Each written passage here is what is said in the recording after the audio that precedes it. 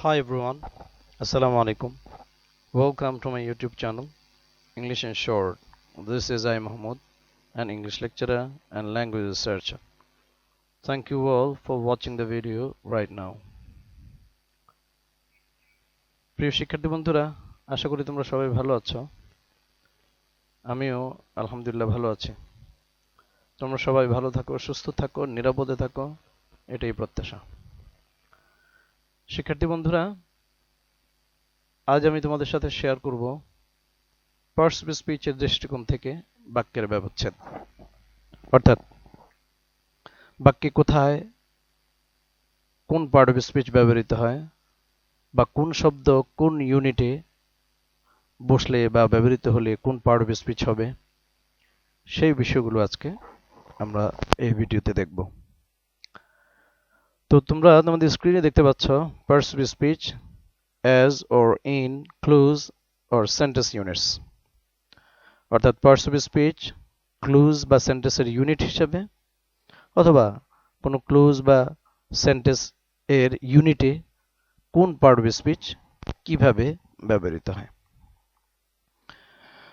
আমার আগের একটি ভিডিওতে বাক্যের উপাদান 5টি এবং 2টি বিস্তারিত বলেছি। এখানে আবার তোমাদেরকে মনে করিয়ে দেওয়ার জন্য বা নিচের বাক্যটি ব্যাখ্যা করার জন্য আবার নিয়ে এসেছি। দেখো, people elected him president for interest. জনগণ স্বার্থের জন্য তাকে রাষ্ট্রপতি বা সভাপতি নির্বাচিত করল।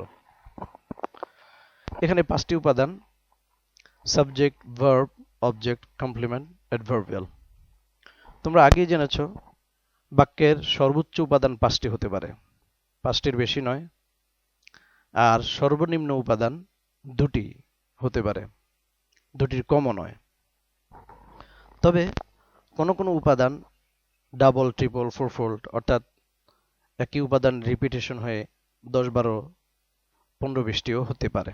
তবে 5টি উপাদানের মধ্যেই সীমাবদ্ধ থাকবে। তো এই কোন উপাদানে কোন পার্ট অফ স্পিচ ব্যবহৃত হয় আবার কিভাবে ব্যবহৃত হয় সেই বিষয়গুলো আমরা নিচের বাক্যে দেখব। বাক্যটি হলো, alas, they do very much extra work on duty after getting chance and interest. হায়, তারা ডিউটিতে অনেক খুবই অতিরিক্ত কাজ করে থাকে সুযোগ এবং স্বার্থ পাওয়ার পর, অর্থাৎ সুযোগ এবং স্বার্থ পেয়ে তারা ডিউটিতে অনেক অতিরিক্ত কাজ করে। এখানে আমরা বাক্যটি এখন ব্যাখ্যা করি। প্রথম যে শব্দটি রয়েছে এলাস এক্সক্লেমেশন মার্ক সহ, এটি হলো একটি ইন্টারজেকশন।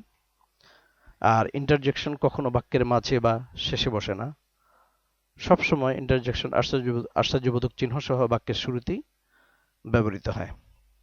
আর ইন্টারজেকশনটি মূলত মূল বাক্যের স্ট্রাকচারের বাইরেই থাকে, যদিও বাইরে থাকে সে অর্থগত দিক থেকে বাক্যের অর্থে প্রভাবিত করে।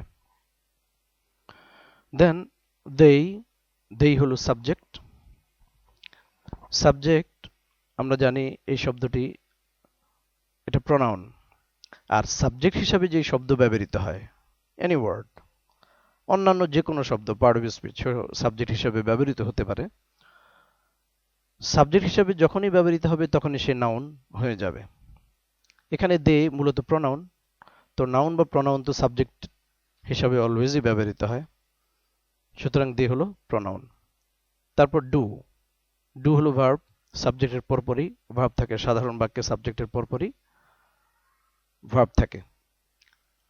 তারপর ভেরি মাচ এক্সট্রা ওয়ার্ক, এখানে কি করে তারা? কাজ করে। কাজের অতিরিক্ত তথ্য, কিরকম কাজ? এক্সট্রা ওয়ার্ক, অতিরিক্ত কাজ করে। আবার কেমন অতিরিক্ত? খুবই অতিরিক্ত, এক্সট্রাকে ইন্টেন্সিফাই করছে, ইন্টেন্সিফায়ার এর তীব্রতা বোঝাচ্ছে, অর্থাৎ খুবই অতিরিক্ত কাজ করে। এখানে ওয়ার্ক হলো noun, extra adjective, are very much adverb. Adverb, adjective এবং ওয়ার্ক সহ 3টি মিলে এটি একটি নাউন ফ্রেজ। যেহেতু ওয়ার্কটি অবজেক্ট, আর অবজেক্ট হওয়া মূলত নাউন বা প্রনাউনের বৈশিষ্ট্য, অর্থাৎ অবজেক্ট হিসাবে যে শব্দ ব্যবহৃত হবে সেটি নাউন অথবা প্রনাউন হবে। এখানে নাউন ফ্রেজ এটি একটি অবজেক্ট। দেন অন, অন একটি প্রিপোজিশন। তো প্রিপোজিশনের পরে আমরা জেনেছি আগেই প্রিপোজিশনের পরে যে শব্দটি বসে সেটি অলওয়েজ নাউন বা নাউন প্রনাউন অথবা নাউন ফ্রেজ হবে। সুতরাং ডিউটি হলো একটি নাউন আর অন হলো প্রিপোজিশন। আর অন আর ডিউটি এ দুটো মিলে মূলত অ্যাডভার্বিয়ালের কাজ করছে, অর্থাৎ অ্যাডভার্বিয়াল উপাদান হিসাবে কাজ করছে, কারণ অন ডিউটির সম্পর্ক মূলত ভার্বের সাথে, ডুর সাথে। সুতরাং অন ডিউটি একটি adverbial. Then after getting chance and interest, আফটারও একটি প্রিপোজিশন, যদিও আফটার আমরা কনজাংশন হিসাবেও ব্যবহৃত হতে দেখি। তো আফটার যখন কনজাংশন হবে তখন তারপরে পুরো বাক্য থাকবে। এখানে আফটারের পরে বাক্য নেই, আমরা দেখতে পাচ্ছি এটি একটি ফ্রেজ মূলত। গেটিং হলো ভার্বের আইএনজি ফর্ম, যা এখানে জেরান্ড হিসেবে ব্যবহৃত হচ্ছে, কারণ প্রিপোজিশনের পরে নাউন হতে হবে, আইএনজি ফর্ম বসেছে, এটি জেরান্ডিয়াল নাউন। আর জেরান্ডটি ডাবল পার্ট অফ স্পিচ, যা নাউন এবং ভার্বের কাজ করে থাকে। এখানে ভার্ব হওয়ার কারণে তারপরে যে চান্স এবং ইন্টারেস্ট এটি হলো গেটিং এর অবজেক্ট। তো চান্সও একটি নাউন আর ইন্টারেস্টও একটি নাউন। এই দুটো শব্দকে, দুটো নাউনকে যুক্ত করেছে এখানে অ্যান্ড। তোমরা আগে জেনেছো অ্যান্ড এখানে কনজাংশন, অ্যান্ড অলওয়েজ কনজাংশন।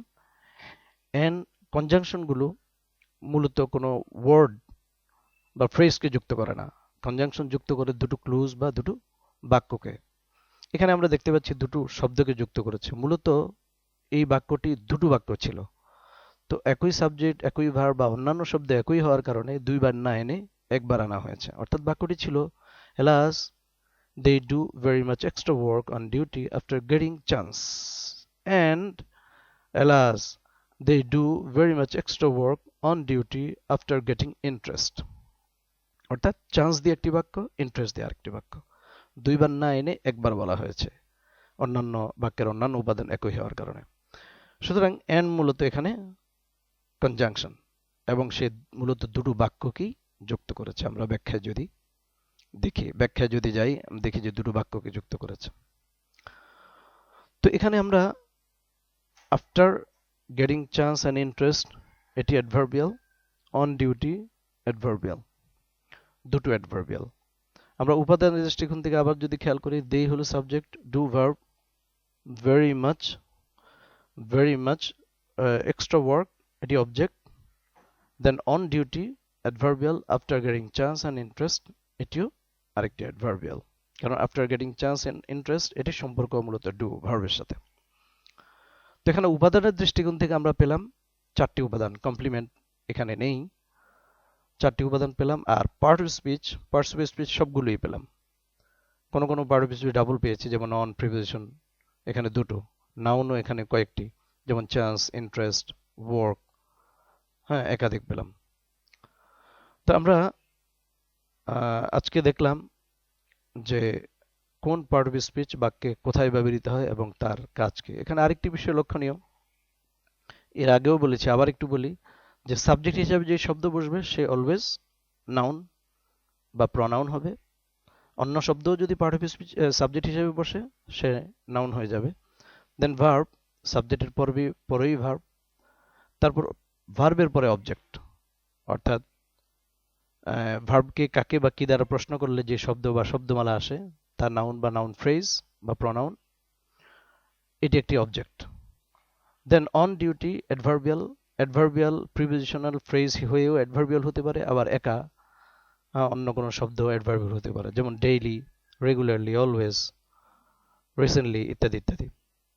এখানে অন ডিউটি একটি অ্যাডভার্বিয়াল, আর অ্যাডভার্বিয়ালের মধ্যে এখানে প্রিপোজিশন পরে নাউন রয়েছে। আফটার গেটিং চান্স এটিও একটি অ্যাডভার্বিয়াল, এখানে প্রিপোজিশনাল ফ্রেজ, আফটার প্রিপোজিশনের পরেও নাউন, দেখে আমরা নাউন ফ্রেজ রয়েছে। তো উপাদান হিসাবেও আমরা একটি বাক্যের ব্যবচ্ছেদ দেখলাম, এবং পার্টস অফ স্পিচ হিসাবেও এখানে 8টি পার্ট অফ স্পিচ এই বাক্যে ব্যবহার দেখলাম। আশা করি তোমরা এই ভিডিওতে উপকৃত হয়েছ, এবং এই বিষয়গুলো তোমরা মাথায় নিয়ে যদি প্রতিটা বাক্য ব্যাখ্যা করো তাহলে তোমাদের এই পার্টস অফ স্পিচের বৈশিষ্ট্যগত বা ব্যবহারগত যে বিষয়গুলো তোমাদের রপ্ত হয়ে যাবে। তো ভালো লেগে থাকলে ভিডিওটি শেয়ার করবে এবং সাবস্ক্রাইব করবে।